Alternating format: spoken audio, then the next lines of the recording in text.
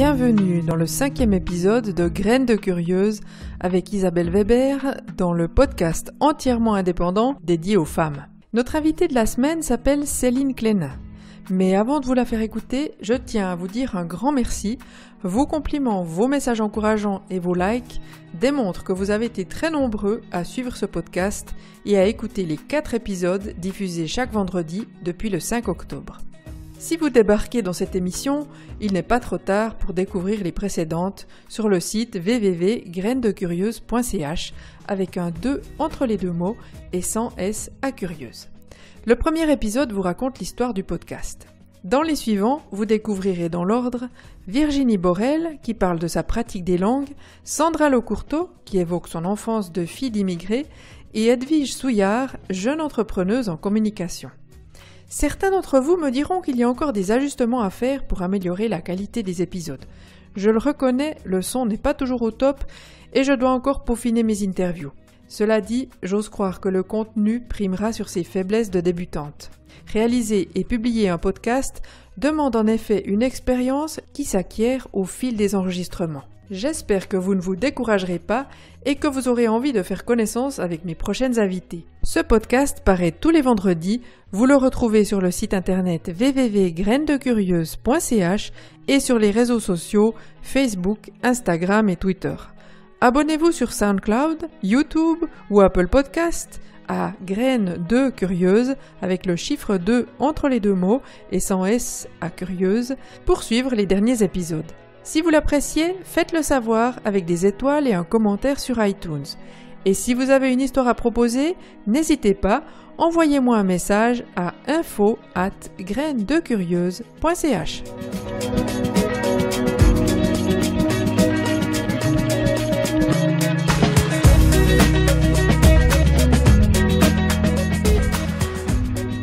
Cette semaine, Céline Clénin raconte son accouchement sonique. Victime d'un burn-out vocal, l'enseignante biennoise est restée murée dans le silence pendant 3 semaines. Elle a dû réapprendre à poser sa voix pour ne pas l'épuiser. Mais cette épreuve a aussi eu le mérite de donner un nouveau souffle à la petite fille qui se cachait en elle. Bonjour Céline. Bonjour Isabelle. De quoi tu vas nous parler aujourd'hui ? Moi j'ai envie de te parler de la voix. La voix, cette belle inconnue. En fait, j'ai découvert ma voix quand je l'ai perdue il y a maintenant quelques années. Donc tu parles de la voix avec un X. Voix X, mais en fait c'est lié avec ma voix E. Parce qu'en découvrant ma voix, j'ai découvert ma voix E. C'était une période de ma vie où je faisais beaucoup de choses. Je dirigeais un big band, je dirigeais des chœurs, j'enseignais la musique au gymnase, j'étais en tournée comme saxophoniste. Et je suis tombée malade, rien de grave, une angine. Mais je suis devenue aphone pour 3 semaines. C'est-à-dire qu'une semaine, j'étais bien malade et après, j'étais rétablie. Mais ma voix avait toujours disparu. Elle n'était toujours pas là. Donc tu murmurais en fait quand tu parlais ? Je parlais comme ça. C'était vraiment comme ça. Et c'est le pire qu'on peut faire pour une voix, c'est chuchoter. Surtout que tu es enseignante en plus. Exactement. Oui. Donc je me retrouvais incapable de communiquer, incapable de transmettre. Et puis ça a été un moment très difficile parce que finalement on disparaît sans la voix parce qu'on ne peut pas communiquer, on ne peut pas aller vers l'autre, on peut que gesticuler, utiliser du papier, du crayon pour écrire et on se retrouve dans une espèce de cocon silencieux où on n'est qu'avec soi. Donc ça permet de faire le point et en même temps c'est long, c'est très long. Et c'était 3 semaines, en même temps 3 semaines on se dit ça va hein. Mais ça a été 3 semaines d'introspection et de se dire, tiens, ma voix, et pourquoi, je l'ai perdue, et comment je peux la récupérer, parce qu'en fait, peu à peu, elle est revenue, mais j'avais toujours un petit fil d'air dessus, c'est-à-dire que je parlais toujours comme ça, surtout quand je chantais. C'est-à-dire que je chantais en haut, j'étais incapable de faire un son très clair, en fait. Et puis, je me suis dit, je vais quand même aller faire contrôler. Je suis allée faire contrôler ma voix chez une phoniatre, et en fait, heureusement, il n'y avait rien dessus. Mais j'avais ça, moi j'appelle ça un burn-out des cordes vocales. À partir de ce moment-là, je suis allée faire une thérapie, une logopédie, pendant 1 année. Tous les mercredis matins, c'était entre Bienne et Berne, à 8h, j'étais au rendez-vous. Qu'est-ce que tu faisais comme exercice ? Alors je faisais des ga, ga, ga, go, go, go, mais très doux. Et j'ai appris à surtout enlever de l'air, c'est-à-dire que je poussais énormément d'air. J'avais beaucoup trop d'air dans la voix, mais c'était pas seulement ça, parce que finalement, Aller à la rencontre de sa voix, c'est aller à la rencontre de soi. La voix, c'est l'expression de l'inconscient. Ça nous trahit. On est trahi totalement. Que ça soit si on a une blessure physique, si on est fatigué, la voix va sonner totalement différemment. Si on est stressé, elle va être un petit peu plus haute, comme ça, elle va parler un peu plus vite, etc. Donc on l'entend aussi. Et si on a des blessures intimes, des blessures vraiment qui sont plus cachées, celles-là, on l'entend aussi. C'est-à-dire qu'on peut avoir une voix un peu serrée, qui ne va pas passer. On aura peut-être peur de parler en public. Enfin, il y a plein de choses là derrière. Donc la voix dit tout. La voix révèle tout. Elle est le reflet de l'âme et elle est vraiment le reflet de notre inconscient. Tu dis qu'une blessure intime peut changer la voix. On a une autre voix qui est plus faible. Oui, en fait, on se construit peu à peu et donc cette voix, elle peut se cacher au fur et à mesure des événements de la vie. Elle peut rester enfouie dans la gorge. Donc moi, ça m'est arrivé. Je raconte juste ma naissance. En fait, on a eu tous beaucoup de chance dans la famille, c'est-à-dire que ma maman a failli mourir quand je suis née. Donc au moment où je suis née, elle a eu une grosse hémorragie. Et donc quand je suis arrivée, on m'a mis dans un coin pour pouvoir s'occuper de ma maman. Donc en fait, j'ai commencé avec cette blessure, entre guillemets. J'ai donc tout au long de ma vie, ensuite de mon adolescence, je suis restée cette petite voix, cette petite fille qui dit « mais cache-toi, prends pas trop de place », etc. Et c'est que bien plus tard, je me suis dit « mais non, prends ta place ». Et j'avais toujours des fatigues vocales, c'est-à-dire que ma voix elle restait toujours un peu coincée comme ça, où je la forçais.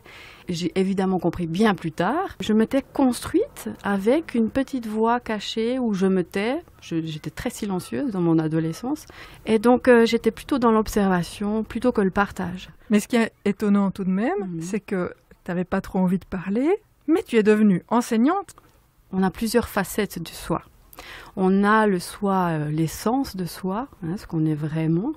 Et puis on a toutes les petites facettes, c'est-à-dire je suis Céline, sœur de, je suis Céline, amie de, je suis Céline, enseignante. Et ces masques, ces personas qu'on porte, ces personnages, nous permettent de jouer avec ça. C'est-à-dire qu'en tant qu'enseignante, mais pas de souci. J'avais ce masque d'enseignante, donc ça allait. J'étais moi, mais pas vraiment moi, puisque j'étais l'enseignante. Et finalement, en étant enseignante, j'avais tout le temps régulièrement des fatigues vocales. Mais je ne savais pas pourquoi. Donc c'est ton moi qui prenait le dessus en fait. Exactement. En fait, il y avait quand même cette blessure qui était tout le temps là et qui revenait régulièrement. Et je ne savais pas pourquoi en fait. Jusqu'au jour où j'ai fait cette fameuse thérapie vocale et je suis allée à la rencontre de moi. J'ai fait vraiment ce voyage intérieur et j'ai compris le pourquoi du pourquoi en fait. Et j'ai trouvé ma voix, c'est-à-dire que en faisant tout ça, je me suis dit, mais waouh, c'est ça la voix, il faut absolument que je le transmette. Je suis enseignante, j'ai fait plusieurs papiers pédagogiques, mais jamais on m'a parlé de la voix. Or, c'est tellement essentiel. Donc je me suis dit, il faut absolument que j'apprenne ça. Donc j'ai fait une formation de coaching vocal, formatrice en expression vocale. Et puis maintenant, voilà, ma voix, ma légende personnelle, comme dirait Coelho, c'est d'aller partager ce qu'est la voix avec tout le monde autour de moi. Et tu as choisi d'écrire tout ça, ton expérience, tu l'as décrit? Oui, alors c'est dans le cadre de mon mémoire de formation. Et je me suis dit, tiens, mettre en mots, c'est déjà se séparer des choses. C'est-à-dire, c'est prendre une autre perspective, voir les choses avec une autre perspective. Donc je me suis dit, mais écris cette histoire de voix. J'ai appelé ça les carnets de voix. Et donc j'ai fait ça, c'est comme une sorte de carnet de voyage en fait. C'est pour ça que j'ai joué un peu avec les mots. Et donc j'ai commencé par ma naissance. Et puis après, il y a d'autres étapes qui ont été très marquantes pour mon histoire de voix. Et puis, le fait justement de coucher les mots sur le papier, ça m'a permis de comprendre déjà encore plus beaucoup de choses. Et puis, une mise à distance des choses et un apaisement, je pense. Donc maintenant, je suis très amie avec ma voix. Enfin, pas toujours, des fois, on est quand même en guerre de temps en temps. Mais je pense que c'est un apaisement. Une espèce de... C'est rigolo parce que le silence que j'ai vécu dans ces 3 semaines, c'est un silence qui était très... c'était turbulent, c'était tiraillé, enfin, c'était plein de choses dans le mental. Enfin, j'étais vraiment... Et le silence que je vis maintenant est beaucoup plus apaisé. Je sais que je ne sais rien, c'est pas de moi, hein. Mais c'est exactement ça. Et que maintenant, j'accueille beaucoup plus les choses. Ça a été une quête, hein, cette voix X et finalement E. Mais c'est ça. Et donc maintenant, je pense que je suis plus dans l'accueil des choses. Et quand ma voix, je suis en train de la perdre, je lui dis « Ok, j'ai compris ». Parce que corps et voix, corps, esprit, c'est un triangle, quoi. C'est vraiment, si l'esprit ne va pas bien, la voix, on va l'entendre. Et puis, si le corps ne va pas bien, on va aussi l'entendre dans la voix. Et donc, c'est une belle aventure, un trop beau voyage. Alors, moi, j'ai eu la chance de pouvoir lire tes carnets de voix. Je me demandais si tu n'avais pas l'intention une fois de les publier. C'était pas du tout dans cette ambition que je les ai écrits. En fait, je me sens un peu portière, c'est-à-dire j'accompagne les gens, je remonte les portes, mais c'est à eux de faire le chemin. Donc en fait, quand je sens que les gens, peut-être que ce serait une porte ou ça leur permettrait une meilleure compréhension de la voix ou de ce qui peut se passer, surtout intérieurement, je leur propose la lecture, mais c'est vrai que, pourquoi pas, mais non, pour l'instant, je n'ai pas encore cette ambition. Tu prends des leçons de coordination respiratoire. D'ailleurs, tu as bientôt fini ta formation. Ouais. En quoi ça consiste ? La voix, c'est une expiration sonore. C'est-à-dire que vous pouvez toujours essayer de parler en inspirant, c'est pas possible. Donc, si on arrive à avoir une respiration qui est apaisée, on a une meilleure base pour pouvoir poser sa voix. Et puis, c'est de nouveau une anecdote personnelle. J'ai eu un accident de voiture, j'ai eu beaucoup de chance, mais j'ai eu vraiment des grosses contusions au thorax et j'étais en tournée. J'étais sur scène, je chantais, je jouais du saxophone et j'étais en pleine tournée. Et donc, grosse difficulté à respirer, grosse douleur. Et je suis tombée sur le livre de Robin de Haas, La voix de la voix, qui est quelqu'un, il s'appelle consultant vocal, et en fait, il a mis au point une méthode qui s'appelle la coordination respiratoire. Et la coordination respiratoire m'a beaucoup parlé, parce qu'on ne va pas imposer à quelqu'un une façon de respirer, mais on va, par des mobilisations de toutes les parties du corps qui ont un lien avec le diaphragme, qui est le principal muscle de la respiration, on va mobiliser ces parties pour vraiment relâcher les tensions, pour permettre au diaphragme un meilleur mouvement, pour que son mouvement s'amplifie et s'apaise. Et automatiquement, la respiration s'apaise, le mouvement des côtes s'améliore et on a une meilleure qualité de vie parce qu'on a une meilleure oxygénation. Et donc effectivement, j'ai fait la formation du niveau 1. J'ai mes examens au mois de décembre, donc je suis en plein... Je vais tâter des cages thoraciques et tout ça. Et donc, c'est vraiment passionnant parce que c'est dans la douceur et on n'impose rien. Et pour moi, c'est tellement important dans la voix, tout ce qui est ressenti.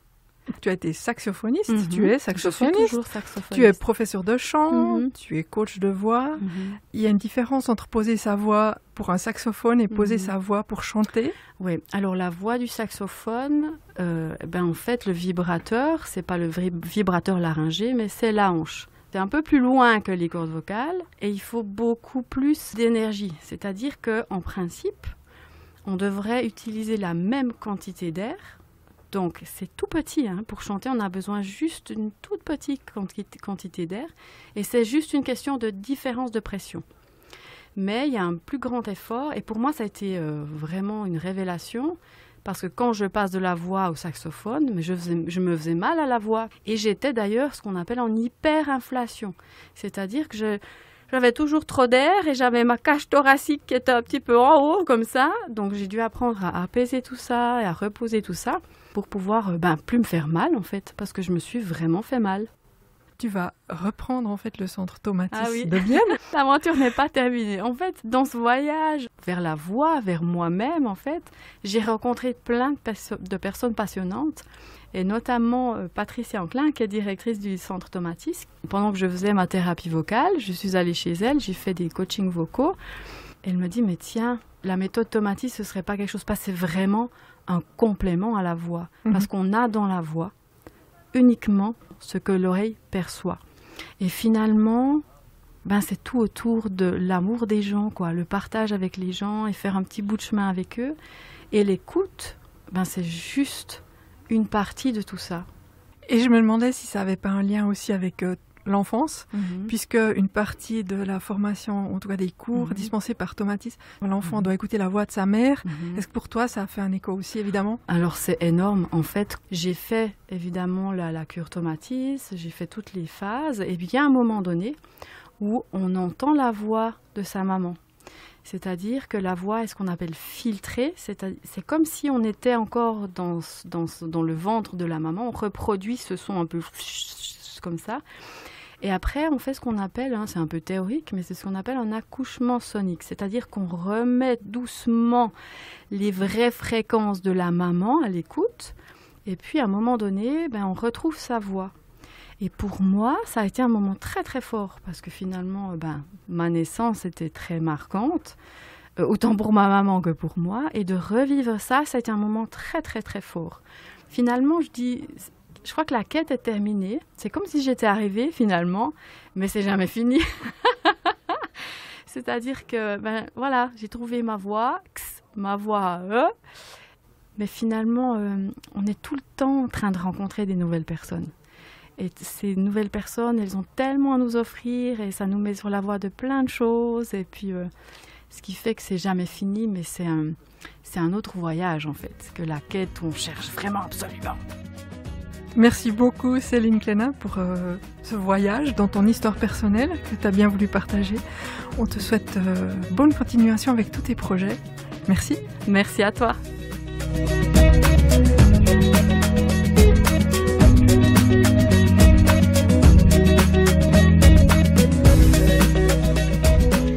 J'espère que cet épisode vous a plu. Ne manquez pas de m'envoyer un commentaire sur Facebook à Graines de Curieuse ou de vous abonner à ma newsletter sur le site www.grainesdecurieuse.ch avec un 2 entre les deux mots.